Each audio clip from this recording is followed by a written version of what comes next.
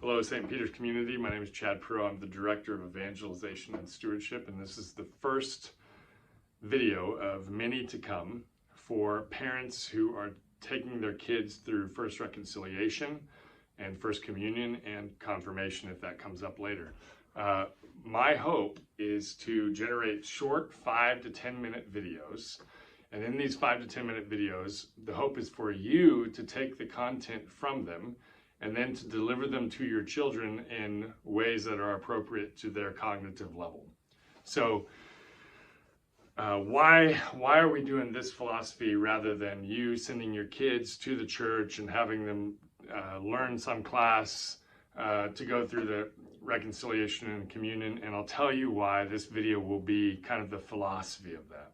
So bar none, the best way statistically for children who become adults to have faith when they're adults is statistically if their parents are living out the faith at home.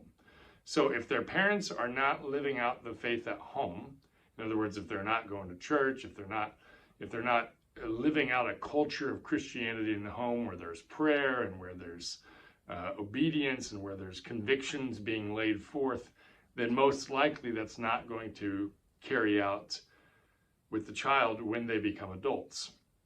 So my hope is that I would instruct the parent to the best of my ability so that they can hand it on to the kids, because it's far more received from the parents than it is from some stranger that they don't know. Here's some just a few quotes from scripture that supports this, and then also from quotes from sociology that support this. So let's just, first of all, is the quote from Deuteronomy chapter 6. So this is the Old Testament, and they've just laid out the 10 Commandments, and God is now speaking to them through Moses, and Moses says this. He says, "These commandments that I give you today are to be on your hearts. Impress them on your children. Talk about them when you sit at home and when you walk along the road, when you lie down and when you get up. Tie them as symbols on your hands and bind them on your foreheads. Write them on the doorframes of your houses and on your gates." So here's the simple message, right? When we're parents and we have kids, how do we hand the faith on to our kids? We talk about it. We do everything we can. When we're walking to and fro, we're constantly talking about the faith. So let me just ask you a couple of questions, basic questions. When I grew up, my dad was a KU basketball fan because he went to KU. And we had rules in our house where we couldn't watch TV for the week except for when KU basketball played. So what did that communicate to me as a kid? It communicated that KU basketball was important. And so when I grew up, I became a KU basketball fan. Same thing with Chiefs, right? We're experiencing the Super Bowl success right now, and the Chiefs' kingdom is easily handed on to the kids, and not one child in all of Kansas City has ever had a catechesis class on how to be a Chiefs fan. Why is that? Because their parents are demonstrating what it means to be a Chiefs fan, and the kids just get it because they see it being modeled. In the same way, it's similar to learning a language, right? When we grow up in America, or when you grow up in France or Spain or wherever the common language is spoken, kids don't learn their home language, their native language, from taking classes. They learn their language because they pick it up in conversation as their parents and as people around them are talking. It's immersion, right? This is the natural way that we learn the faith. Okay, so one of the things that I don't want us to generate in this church is this idea that faith is a checklist that we just have to check off the box. Oh, I had First Reconciliation. Oh, I had First Communion. Well, now I'm a Catholic and my whole faith can stop at that point. That's not what we want. And then the second thing that we don't want is we don't want it to be a subject in school, right? We have math, and we have science, and we have history, and then we have religion, and it just becomes this subject so that when the child graduates from school, their faith is computed in the idea of a classroom rather than in the way that they live their life. Okay, and so when I think about math and how I never ever use college algebra, I think, oh, it was irrelevant.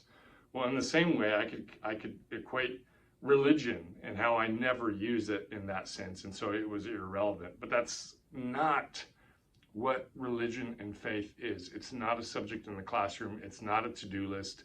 It's a way of life. And that's what we want to breed here at St. Peter's. We want the parents to start living the Catholic faith in such a way that it gets handed on to their children in a vibrant capacity so that their child sees it being modeled, and when they become adults, they live it out themselves. So there's one quote, there's a book by the name of Young Catholic America, and there's a sociologist at Notre Dame who writes in such a way, and he studied basically the breadth of how faith and religion is passed down to the younger generations. And he comes up with this conclusion. I'm going to read it. It's a lengthy quote, but I think it's really poignant for what we want to develop here at St. Peter's. Here it is. He says this: sociological studies have shown that the single most important measurable factor at determining the spiritual vitality of teenagers and young adults is the faith, commitments, and practices of their parents.